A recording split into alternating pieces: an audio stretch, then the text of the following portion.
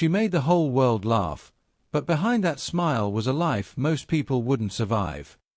For decades, Carol Burnett was America's safest star. Warm, funny, untouchable. But that image wasn't the full story, because it all began in apartment 102, a tiny, one-room space in 1940s Hollywood. No luxury, no comfort, just survival. At night, she and her grandmother would leave the closet door open, just to let a little hallway light in. That faint glow, it made the darkness feel less heavy. And just miles away, Hollywood was shining. Movie stars, fame, dreams. She could see it all, but she couldn't reach it. And at home, things were even harder.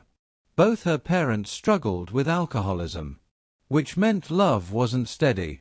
It was unpredictable. So as a child, Carol learned something powerful: how to read the room before things went wrong. She became the peacemaker, the fixer. And that's where her comedy was born.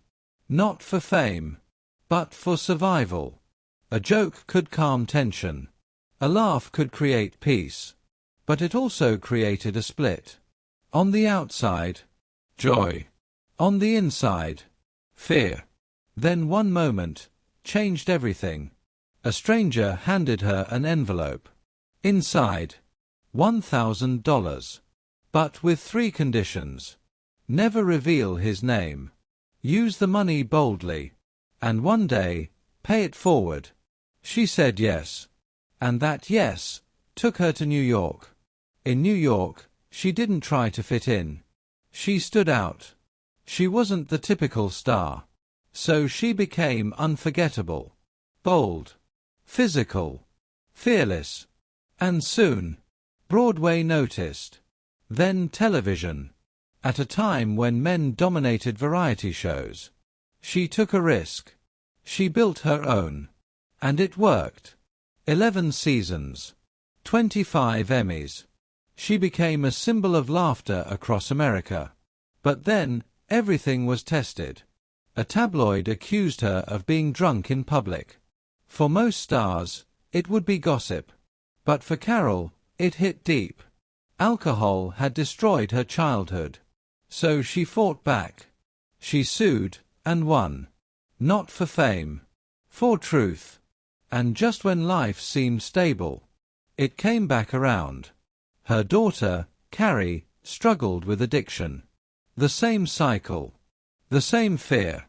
But this time, Carol didn't hide it. She spoke openly.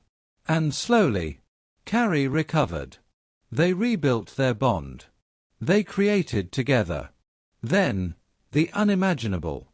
Cancer. Aggressive. Fast. And suddenly, Carol couldn't fix anything. She could only sit beside her daughter. And love her through it. Before she passed, Carrie made a promise. I'll send you a sign. After she was gone, Carol waited. Until one day, a stranger walked up to her and handed her flowers. Birds of paradise. Carrie's favorite. No explanation. Just a moment that felt like more. So yes, the world saw laughter. But behind it, a life of survival. Of pain. Of strength. And maybe that's why she made people laugh so deeply. Because she knew exactly what it felt like to hurt.